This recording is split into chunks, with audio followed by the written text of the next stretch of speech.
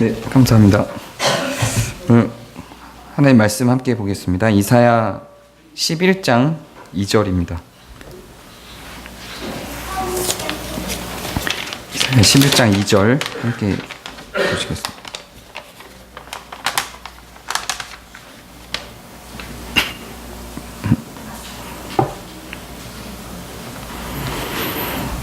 우리 한 절이니까요. 함께 읽겠습니다. 시작. 그의 위에 여호와의 영 곧 지혜와 총명의 영이요 모략과 재능의 영이요 지식과 여호와를 경외하는 영이 강림하시리니. 아멘.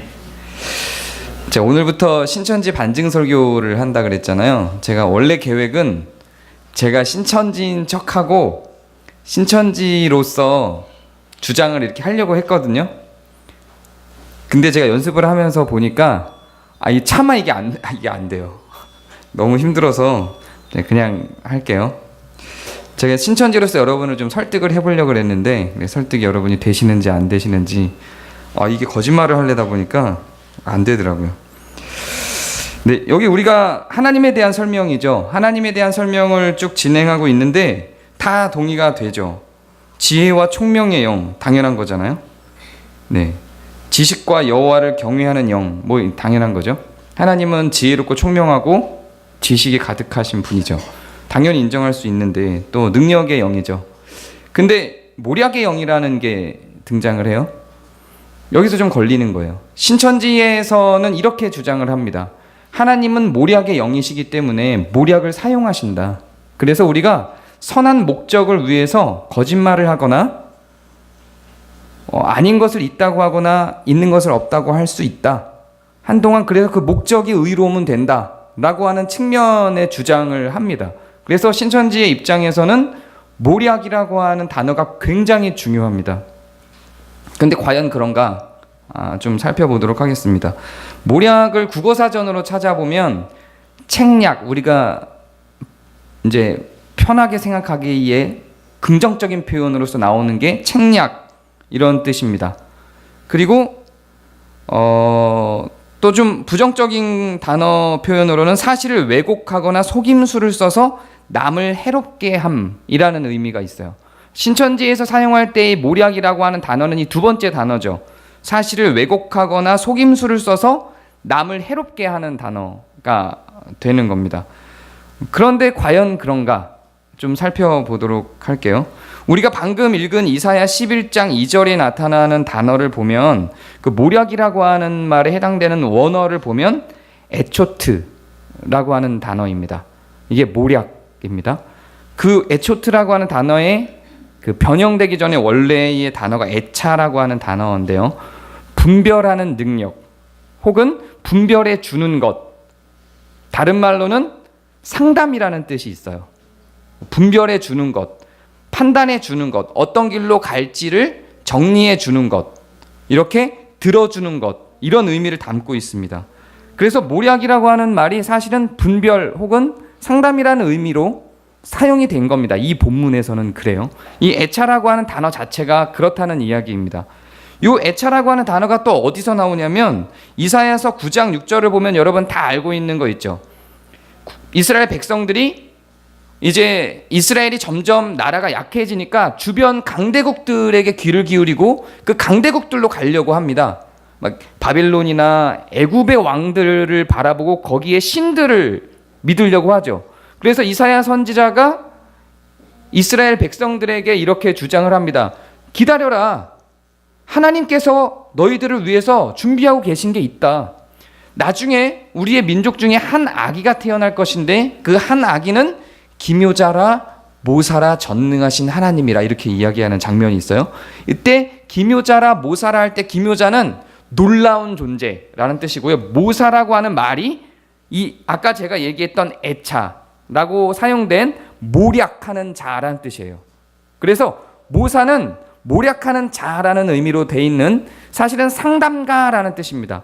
실제로 영어본을 혹시 갖고 계신 분이 있으면 한번 보시면 그 모사라고 하는 단어, 이사야서 9장 6절에 있는 모사라고 하는 단어를 보면 영어로 Spirit of Counsel 이렇게 되어 있어요. 상담의 영, 이렇게 우리말로 직역을 하면 상담의 영이에요.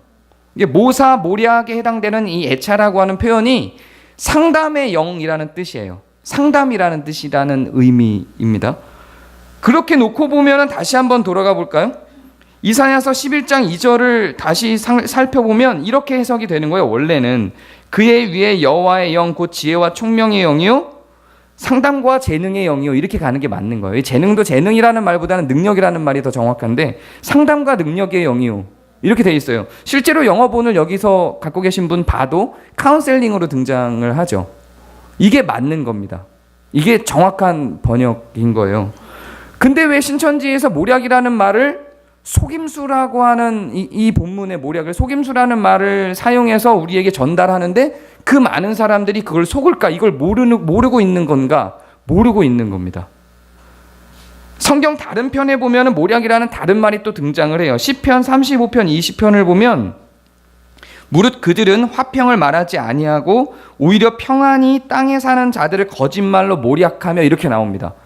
아까는 모략이 굉장히 긍정적으로 표현했죠. 하나님은 모략의 영이다 이랬는데 여기서 시편에서는 거짓말로 모략하는 자들이라고 하면서 모략하는 자를 욕하고 있죠. 완전히 다른 단어입니다. 한국말로는 지금 이 두 개의 뜻이 모략이라는 단어가 이 두 개의 뜻을 다 갖고 있기 때문에 성경 안에도 모략이 좋은 의미의 모략으로 즉 책략이나 상담이라는 의미의 모략으로도 쓰이지만 이렇게 거짓말이라는 의미의 모략으로도 또 쓰이는 겁니다. 근데 이 지금 시편 35편 20절에 나오는 거짓말로 모략하며의 이 모략은 원어를 보면 하좌부라고 하는 표현입니다. 이 하좌부라고 하는 표현이 거짓말하다라는 의미예요. 거짓말로 속이다라는 의미입니다. 그래서 이 모략과 처음에 우리가 읽은 이사야서의 모략은 완전히 다른 단어입니다. 그냥 아예 다른 단어예요. 영어로 봐도 우리가 읽은 이 하나님의 영을 표현할 때 모략의 영이라고 할 때 모략은 영어 본으로 봐도 카운셀링으로 나오고요. 그리고 시편에 나온 거짓말로 모략한다라고 할 때의 모략은 영어 본으로 보면 lie, 거짓말하다로 나와요. 완전히 다른 단어입니다. 근데 한국말로는 이게 모략이라는 단어로 같이 돼 있죠. 그러니까 이것을 하나로 툭 묶어서 퉁치고 지나가는 거예요. 근데 우리나라 사람들은 영어본이나 원어를 안 보고 그냥 한국말 성경을 보다 보니 하나님께서 모략의 영이다, 모략을 사용한다라는 것만 듣는 거죠. 그리고 성경에 너무 명백하게 나오는 거예요. 하나님이 모략의 영이다. 그리고 들이대는 거죠. 성경에 있는 것이다. 이게 맞다. 하나님도 속임수를 쓰신다. 이 방법을 우리도 사용해야 한다라고 주장을 하는 겁니다. 이게 가능할까요? 어떻게 여기에 속을까요? 혹은 지금 제가 하는 말을 정말 신천지에서 이렇게 얘기를 할까요? 굉장히 의심스럽죠.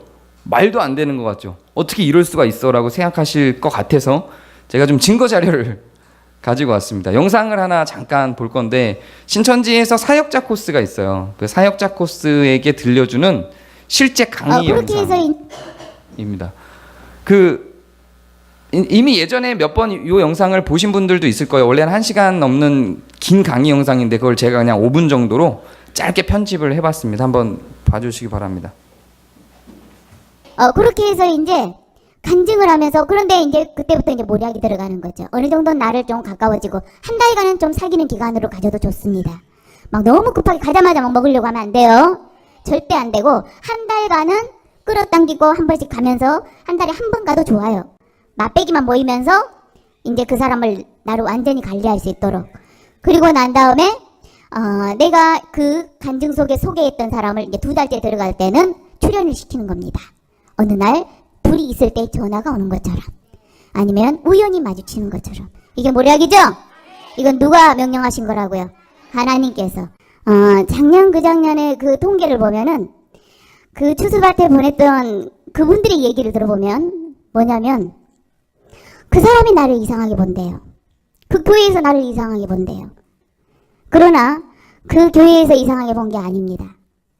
내 자신이 내가 누군가를 뭐예요? 빼내러 왔다라고 생각을 하니까 내 밭이 아니야. 남의 밭인데 이거를 훔치러 왔다고 생각하니까 어때요? 막 두려운 겁니다. 도둑놈 제발 내린다고 그러죠? 그런데 그게 남의 밭이에요? 우리 밭이에요? 도둑놈이 뺏어가지고 우리 것인데 소나기째 치고 있는 겁니다. 그런데 우리는 뭐예요? 남의 건데 내가 뺏으러 갔다라고 생각을 합니다. 그러니까 두려운 겁니다. 그러나 그것은 예수님께서 명령하신 우리의 밭, 우리가 추수해야 할 토전입니다. 맞죠? 이제 앞으로 전도 방향은요, 추수밭 전도예요. 교회는 50명 이하 교회. 근데 절대 이제 그 교회에 이제 담임하고 있는 목사님이 세운 교회보다는 누군가에 의해서 추천에 의해서 들어갔다든지, 자기가 세운 교회 아닌 교회 있죠? 작은 교회는 작은 교회인데 그런 교회가 이제 1차. 그 교회에 이제 우리가 추수 당해 가는 건데요. 먼저는 우리 집사님들이 그 교회가 있다면은 추천을 하시면 돼요. 근데 거기 들어가신 분들은 절대 말씀 얘기하시면 안 돼요. 이리옷 입으라 그랬죠? 확실하게 이리옷 입어서 이제 그 교회를 우리 식구화로 채우기 시작합니다. 그러니까 전도가 안 돼요. 50명 이하 교회는 진짜 목사님이 어떤 소망이 없습니다. 그냥 놓고 있어요. 왜? 큰 교회에도 다 사람들이 큰 교회로 가지 작은 교회는 안 와요. 돈 내야 되지, 힘들지. 그렇기 때문에 그 교회에서 전도만 하면 어쩌냐, 티입니다 이제. 그러겠죠? 전도하는 방법도 어떻게 하느냐? 그 교회에서 가장 믿음 좋은 사람하고 같이 걸어가는 거예요. 근데 사인 보내죠. 우리는 뭘로? 모략. 안 나옵니까? 튀어서? 모략 나오셔야 됩니다. 그럼 전도 당에 가서 뭐 해야 되느냐? 우리가 이제 요직을 차지해야 돼요. 요직을 차지하려면 안 그래도 일꾼 없는데 부녀회장, 장년회장 세우겠죠? 이렇게 해서 세우고, 또 우리가 전도 활동하는 날이 있어요. 그러면 또 어디 지역에서 우리 전도 활동하니까 우리 고기들 좀 그쪽으로 좀 놓으세요. 가면 되죠? 우리 주수꾼들 그 가서 전도 당에 가는 겁니다 이제. 그리고 난 다음에 그곳에 만약에 전도사가 있었다. 그럼 이 전도사는 어떻게 해야 되느냐? 어떻게 해야 돼요? 어떻게 해야 돼요? 일이 쫓아내야 되죠. 다음에는 살려야 되겠지만 우선은 그러죠? 그러면 우리 성도가 전도사와 모략으로 문제를 만들어서 이제 그 목사를 또 보낼 때도 어떻게 보내냐? 우리는 이제 각 성도들 마음 다 잡아버리면 되죠? 1대1 관리 다 들어가 버렸는데요? 다 붙었어요 지금. 그러니까 이제 회장님도 우리 식구니까 어때요? 구역도 우리 식구하고 다 분배를 해서 나눠주고, 또 이제 목사님을 내보낼 때도 또 어떤 성도가 문제를 만들어서 어떻게 해야 돼요? 누구한테 얘기해야 되겠습니까? 장로에게. 장로에게 우리가 사겨놓으면 되죠? 장로 마음 싹 잡아야죠. 그래서 이제 다음에는 목사를 내보내게 하는 겁니다. 그러고 나서 우리 강사님 중에서나 전도사님 중에서 선교사님 중에서 우리 전직 목회하신 선교사님들 많이 있습니다. 뭐라 그래요? 우와 너무 좋다. 먹을 수 있겠죠? 이전에는 우리가 바벨론 계율을 세워서 우리 식구를 넣어서 전도를 하는, 지금 그렇게 하고 있어요. 다른 데는, 지교회 다른 제파에서는. 그러나 그것은요 돈도 많이 들고 인력도 많이 들고 세월 따먹입니다. 이제는 있는 곳을 먹어야 돼요. 이게 산업기기 작전입니다. 이해됐죠? 이제 이것이 좀 발전되면 어때요? 이제 70명도 80명도 100명도 먹을 수 있습니다. 희망 있어요 없어요? 열심히 하셔야 되겠죠? 그렇게 해서 할 겁니다. 그러나 이 방법들이 밖으로 세면 돼요 안 돼요? 기밀이죠? 그래서 절대 여러분들 길가에 가다가 차 안에서 얘기하시면 안 됩니다. 알겠습니까? 그리고 구역원에 지금 여기 들어오지 않은 구역원에게도 하면 안 됩니다. 알겠어요? 특별히 여러분들 사명자니까 지금 얘기할까 말까 하다가 한 겁니다. 네. 충격이죠. 저 되게 이거 보기만 해도 힘드네요. 네, 설교를 다 까먹었어요. 어떡하지? 네. 근데 이렇게 앞으로 제가 이제 신천지 반증 설교를 이제 오늘까지는 이렇게 신천지에 대한 정체를 폭로하는 의미로서의 반증 설교를 할 거예요. 그 다음부터는 이제 그 교리를 하나하나 분해를 할 거기 때문에 오늘 같은 충격과 오늘 같은 짜증이 다음 주부터 없으니까 좀 안심. 오늘은 되게 화가 많이 날 수도 있고 짜증이 날 수도 있는데 좀 이제 그 정체를 폭로해야 되는 부분이다 보니 그런 거고요. 설교 스케줄은 제가 사무총회 통해서 발표를 했으니까 그거 참조해 주시면 이제 앞으로는 그냥 그 교리를 분해하는 거니까 이 정도의 어떤 분노는 없을 거라고 생각이 됩니다. 또 이런 걸 보면서 이제 분노가 일면 그게 그 분노의 마음이 신천지에 소속돼 있는 사람들에게 갈 수도 있어요. 근데 그런 건 아니에요. 이거는 저는 그렇게 봐요. 여러 가지 시각이 있을 수 있지만 지난주에도 얘기했듯이 문제는 이만희에게 있는 거, 그걸 속이기로 결정한 집단들에게 있는 것이지 기본적으로 신천지에서 당하고 계신 분들은 저는 피해자라고 생각을 합니다. 그리고 그런 피해자가 더 이상 나오지 않게 하기 위한 방법으로 반증을 하는 거기 때문에 여러분들 마음 가운데 분노를 유발시킬 필요는 없으세요. 제가 전에 얘기할 때 신앙 감정이라고 하는 것에 대한 중요성을 얘기하면서 정말로 성숙한 신앙 감정, 거룩한 감정은 두려움이 있어야 할 곳에 있게 하는 것, 분노가 있어야 할 곳에 있게 하는 것, 사랑이 있어야 할 곳에 있게 하는 것이라고 했죠. 두려움이나 분노가 불필요한 건 아닙니다. 분명히 필요하고 심지어는 예수님도 분노하신 적이 있죠. 그러나 그것이 있어야 할 곳에 있게 하는 것이 성숙한 신앙입니다. 근데 이 안에서 피해를 입고 당하신 분들이 분명히 있고 이런 영상을 통해서 신천지의 정체가 폭로되면서 그렇게 피해 당한 분들에게 여러분들의 분노가 있으면 안 돼요. 그건 있어야 할 곳이 아니고 오히려 긍휼로 우리가 품어줘야 될 대상들인 거고요. 이 분노는 이것을 구성하고 만들어낸 존재들에게 있어야 하는 게 맞다고 생각을 합니다. 근데 방법이 이런 방법만 있지 않아요. 지금 제가 보여드린 이런 방법은 실제로 여러분들도 알고 있을 법한 교회들, 우리가 알고 있는 교회들이 넘어갔던 방법입니다. 그래서 요거를 준비한 거고요. 다른 여러 방법들도 있어요. 교회 전체를 소위 얘네가 지금 영상에서 본 거에서 여러분들이 들은 것처럼 그들이 먹기 위한 방편으로 접근했을 때 교회 전체를 어떻게 흔들기 위해서 접근했을 때의 방법이고 개인적인 접촉의 방법들도 있습니다. 주로 이 사람들이 사용하는 것은 먼저 개인적인 정, 사랑의 관계를 만들어요. 그래서 그 사랑의 관계를 근거로 성경 공부를 이제 요청해서 성경 공부로 인도를 하거나 혹은 본인이 알고 있는 선교사라는 표현을 많이 쓰는데요. 선교사나 말씀을 잘 알고 있는 사람이 있는데 한번 들어볼래? 이렇게 이야기를 해서 소개시켜주는 방식으로 접근을 하기도 합니다. 그리고 제가 전에 있던 교회에서도 신천지들이 굉장히 많았고 그분들을 제가 계속 상대를 하기도 했는데 그 전에 있던 그 교회에서 당했던 그 청년들과 빠졌던 청년들의 이야기를 들어보면 이런 거예요. 교회 내에 어떤 신천지가 들어와요. 그럼 그 사람에 대한 정보를 알게 되겠죠. 그래서 그 정보를 알아요. 그 사람이 타겟이에요. 그래서 그 타겟의 정보를 아는데 그 사람의 취미가 영상을 만드는 거예요. 그러면 우연히 어떤 사람과 영상을 만드는 일로 접촉을 하게 돼요. 우연한 만남이죠. 교회 내에 있는 사람하고 접촉되지 않았던 우연한 만남이에요. 그래서 처음에는 그 모임이 이 사람을 어떤 한 모임으로 데리고 갔는데 그 모임이 처음에는 영상에 대해서 논의하고 토의하는 모임이에요. 그래서 그 모임을 잘 참여를 해요. 근데 알고 보니까 그 모임에 있었던 그 대여섯 명이 같이 모임을 했던 영상 만드는 그룹, 그 모임이 다 신천지였던 거죠. 그 청년만 이렇게 들어갔던 거고, 신기한 거는 그 모임으로 이끌었던 영상을 만든다라고 하는 그 사람의 이 교회에 있던 청년에 대해서 너무 잘 알고 있는 거예요. 그래서 이 사람 굉장히 영빨이 있다? 소위 표현으로. 그렇게 느끼고 이 사람한테 의지하기 시작합니다. 그렇게 해서 가게 되는 경우들. 뭐 이런 여러 가지 방편들이 있어요. 그러나 제가 지난주에 이야기를 했듯이 그들이 어떤 형태의 방식으로 들어와도 여러분들이 진리가 무엇인지, 성경이 말하는 것이 무엇인지 정확하게 알고 있다면 흔들리지 않을 수 있는 겁니다. 그래서 우리는 이걸 배우는 거고요.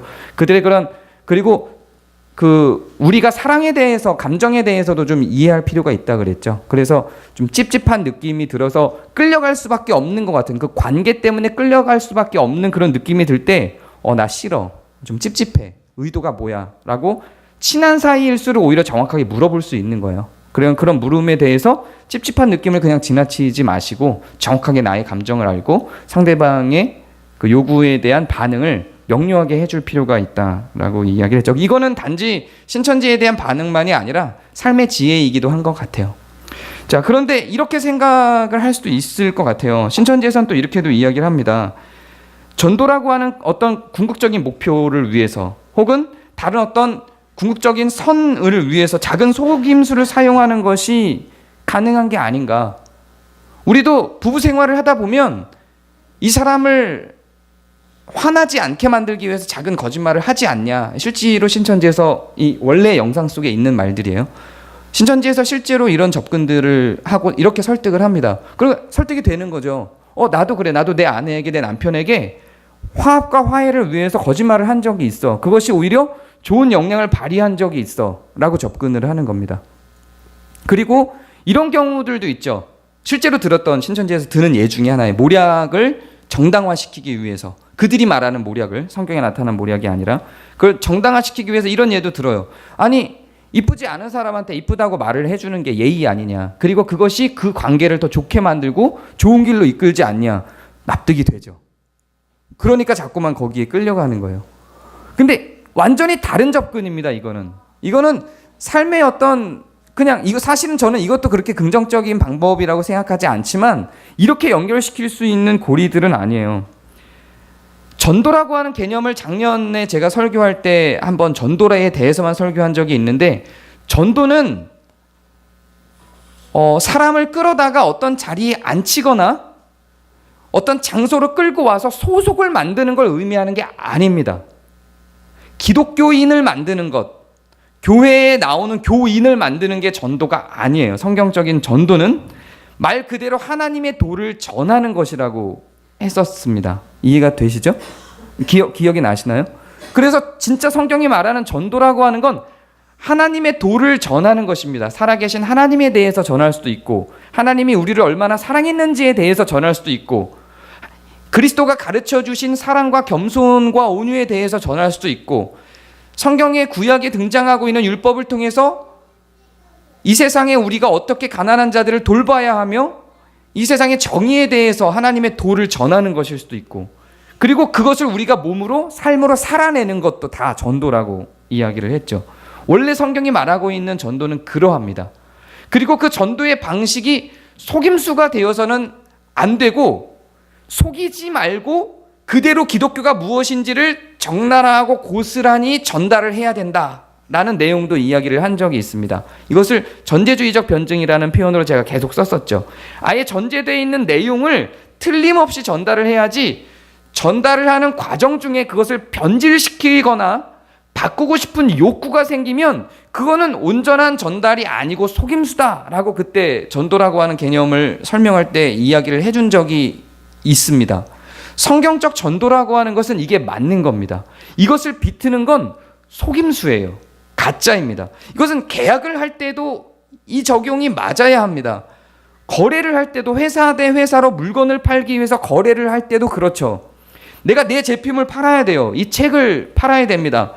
총 500페이지의 페이지 수가 나와 있어요. 그런데 이것을 사고 싶어 하는 사람은 600페이지를 원해요. 그런데 일단 내 마음은 이 사람이 이것을 받아들기만 하면 너무 좋은 거기 때문에 이게 자기가 원하는 600페이지가 아니라도 살 것 같은 거죠. 그래서 일단 500페이지인데 일단 600페이지라고 하는 거예요. 그리고 600페이지야라고 받아들고 이 사람은 이게 600페이지인지 알고 받아든 거죠. 그리고 읽기 시작을 했는데 너무 좋아요. 잘 샀다는 생각이 들어요. 근데 알고 보니까 600페이지가 아니고 500페이지예요. 그러나 읽어보니 너무 좋으니까 산 거를 후회하지 않는 거죠. 판매를 하거나 뭔가 거래를 하는 사람들이 이런 방법을 종종 쓰기도 합니다.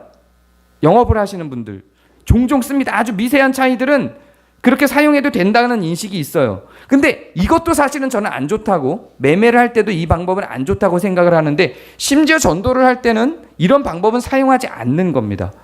고스란히 전달이 되어야 합니다. 기독교가 무엇인지에 대해서. 이것을 변형시키거나 변질시키거나 속여서 말을 하는 것은 속임수인 겁니다. 예를 들면 이런 거예요. 이렇게 주장하시는 분들이 많죠. 예수를 잘 믿으면 부자가 됩니다. 그래서 예수 잘 믿으면 부자가 된다라고 실제로 너무 만연하게 너무 많은 사람들이 그것을 실제로 믿기도 하고 그렇게 전도를 하기도 하고 그렇게 설교도 해요. 그래서 그렇게 설교하는 한재 동료 목사님께 제가 물어보죠. 실제로 있었던 대화. 아니 그게 아닌 걸 우리가 학교에서 같이 배웠는데, 예수를 믿어도 부자가 되지 않는 거 우리는 분명히 같이 배웠는데 그 기복신앙을 왜 당신은 설교를 하십니까? 물어봤을 때 그분이 하는 말들이 그래요. 대부분이 이 가치관을 가지고 아마 접근을 할 것 같아요. 초신자들은 기독교를 모르기 때문에 그렇다. 처음에 교회에 오는 사람들에게 만약에 하나님을 믿으면 힘들게 살아야 된다라고 이야기를 한다면 실제로 그래요. 그렇죠? 하나님을 믿는 사람들은 힘들게 살아야 돼요. 내가 내 것을 쟁취하기 위해서 달려가지 않아요. 성경이 말하고자 하는 바는 고통받는 자들을, 슬픔 받는 자들을 돌아보게 하죠. 당연히 힘들 수밖에 없어요. 거기에 대한 대가에 대해서도 이야기하지 않아요. 성경은. 내가 고통받는 자들을 돌아봤을 때 너한테 더 많은 뭘 줄게라고 이야기하지도 않아요. 내가 고통받는 자들과 함께함으로 인해서 받는, 그들과 함께하는 데서 오는 고통 그대로 내가 다 감내하게 하죠. 근데 그렇게 이야기 안 하고 성경 하나님을 믿으면 부자가 됩니다로 접근을 한단 말이죠. 그리고 하나님을 믿으면 고통받는 자들과 함께 있어야 합니다라고 이야기를 하죠. 그 성경이 이야기하는 말을 처음부터 들이밀면 그들이 믿겠냐는 거예요. 그러니까 일단은 하나님을 믿으면 부자가 된다고 얘기를 해서 하나님 안으로 와야 하나님이 어떤 분인지 알고 믿음이 있어야 나중에 고통을 감내하는 길로, 슬픔을 받는 자들과 함께하는 길로 올 수 있다는 거죠. 이게 거짓말입니다. 이거는 아닌 거예요. 이거는 전도가 아니에요. 속임수죠. 이게 만연하고 이게 너무 자연스럽게 수용이 되는 구조 속에서 사람이 살아가다 보니까 신천지가 이야기하는 이 모략이라고 하는 측면에 대한 주장이 먹히는 거예요. 성경은 한 번도 그렇게 이야기한 적이 없습니다. 그러면 우리는 또 신천지에서 이것들을 주장하기 위해서 드는 예 중에 하나가 이게 있어요. 바울이 아덴으로 갔을 때, 그 아덴, 우리식으로 얘기하면 아테네예요. 아테네에 갔을 때 여러 신들을 섬기는 동상들이 있었는데 그 중에 동상이 없이 알 수 없는 신이라는 신이 등장합니다. 그때 바울이 그 아테네 사람들에게 가서 내가 그 알 수 없는 신에 대해서 이야기해 주겠다라고 말을 하면서 하나님을 전해요. 근데 신천지에서 어떻게 이것을 해석을 하냐면 알 수 없는 신이라는 존재가 있는데 하나님을 전하면서 알 수 없는 신이라고 했으니 이것도 거짓말을 한 거고 속임수지 않느냐. 그걸 바울이 했고 그렇게 해서 아덴으로 복음이 들어갔으니 우리는 이걸 모략이라고 부르고 이걸 사용해야 된다. 이렇게 주장을 하는 겁니다. 근데 그렇게 들어보니 그럴싸하죠. 성경이 그렇게 말하고 있는 것처럼 들려요. 근데 그렇지 않아요. 바울은 곰곰이 생각해보면 거짓말한 적이 없습니다. 그들이 알지 못하는 신이라고 규정을 해놨어요. 나는 모르는 어떤 여러 신들에 대해서 그냥 그 알 수 없는 신이란 신이 있는 게 아니라 자기들이 섬기는 이 신들이 있고 그 외 수많은 신들이라고 규정을 해놓은 겁니다. 그럼 그 외 수많은 신들이라고 그들이 생각하고 있는 아직 내가 들어본 적이 없는 신들에 대해서 정의를 해놓은 거고 너희들이 아직 들어본 적이 없는 여호와 하나님이라는 신을 내가 소개하겠다라고 이야기를 한 거예요. 거짓말 하나 없이 속임수 없이 정당한 주장을 정당한 방식으로 제가 아까 얘기한 전제주의적으로 하나님에 대해서 고스란히 그분의 이름을 밝히면서까지 다 전달을 해냅니다. 여기서도 그들이 주장하는 대로 속임수나 모략이라는 방식을 사용하지 않았습니다.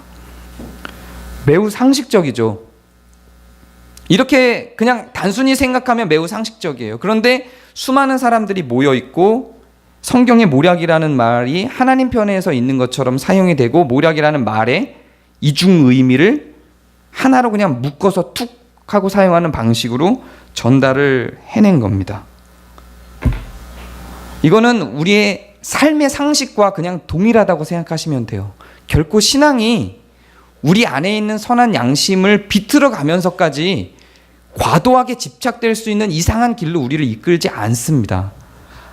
우리는 기본적으로 하나님의 형상을 닮은 자들이에요. 그래서 우리가 우리 마음 가운데 있는 선한 양심의 불편함을 느낀다면 그 불편함을 느끼고 있는 게 맞는 겁니다. 그리고 제가 믿는 바 여러분들도 믿는다면 우리 가운데에는 성령이 있어요. 그 성령님의 걸그치고 거리낌을 주는 요소들이 있다면 그 불편함이 있다면 그 불편함에 대해서 확인해 볼 필요가 있습니다. 결코 하나님 나라에 속임수는 없어요. 속여서 무엇인가를 쟁취하는 방식은 존재하지 않습니다. 속임수를 사용하도록 요청한다면 그것은 가짜입니다. 그건 우리의 삶과 우리의 신앙도 마찬가지입니다. 영상을 보니까 굉장히 경멸스럽죠. 근데 저 안에서 아멘 하고 대답하는 사람 보셨나요? 여러분들은 경멸스러운 느낌을 갖지만 그들은 경멸하는 것 같나요? 전혀 안 그러죠. 정말로 거기에 동의를 하는 것 같죠. 여러분들이 지금 이 상태에서 그 자리에 갔다면 그들이 이상해 보일 거예요. 너무나도 당연히.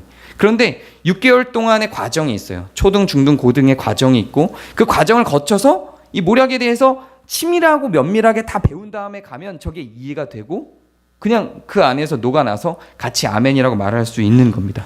그리고 여기는 어떤 원리가 있냐면 내가 좋아하는 사람, 내가 사랑하는 사람, 나에게 친절하게 나에게 굉장히 잘해준 사람, 그 사람도 거기에 옆에 앉아서 저렇게 동일하게 아멘을 하고 있는 거죠. 거짓말을 하도록 요청하는 내용에 대해서. 그러니 이 사람에 대한 신뢰 속에서 내가 그냥 그 분위기 속에 압도돼서 같이 흘러갈 수 있는 겁니다. 충분히 그럴 수 있어요. 지금 여러분은 이상하게 생각할지 모르지만 충분히 그런 상황들은 언제든지 만들어질 수 있습니다.